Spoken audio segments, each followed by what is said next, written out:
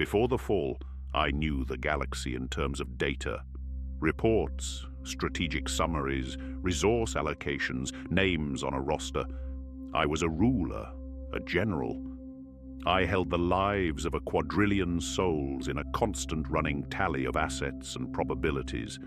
In this grand equation, I knew of Garviel Loken. His name was a data point.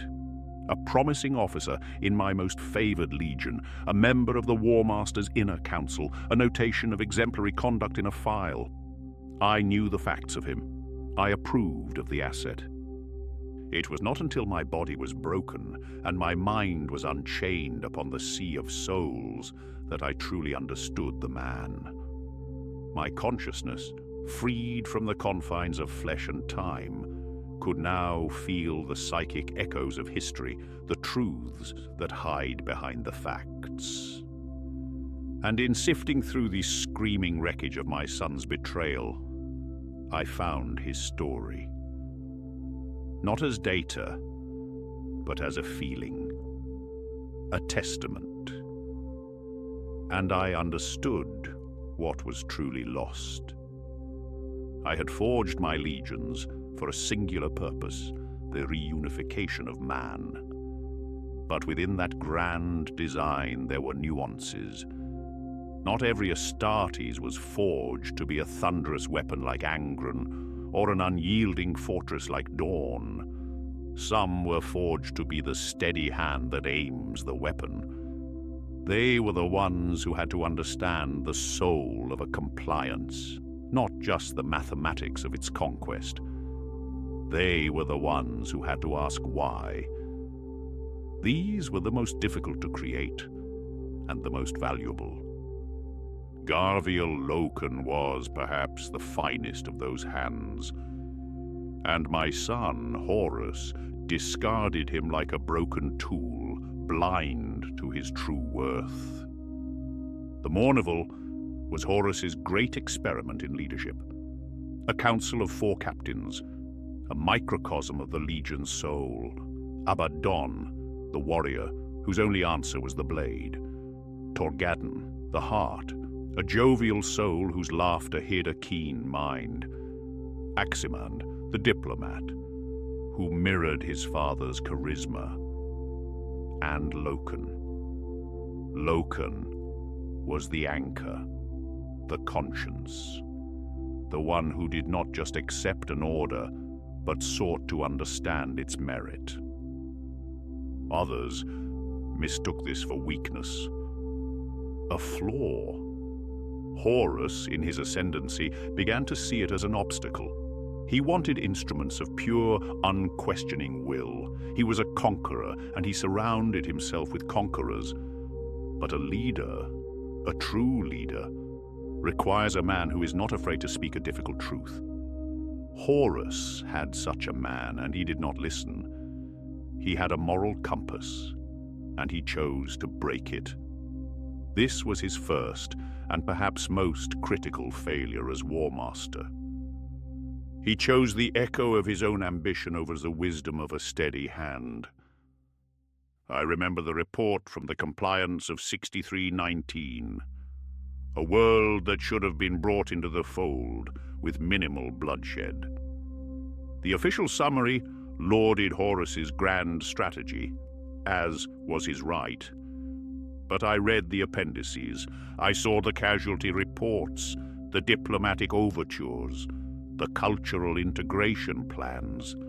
I saw the name of the captain who spoke to their councils, who respected their culture when it deserved respect, who won a world with honor instead of terror. At the time, I made a mental note of the name. Loken, an asset to be watched, a mind to be cultivated. I saw a template for the future of Astartes leadership beyond the simple calculus of war. Now I can feel the echo of that moment. I can feel the psychic resonance of that act of honor.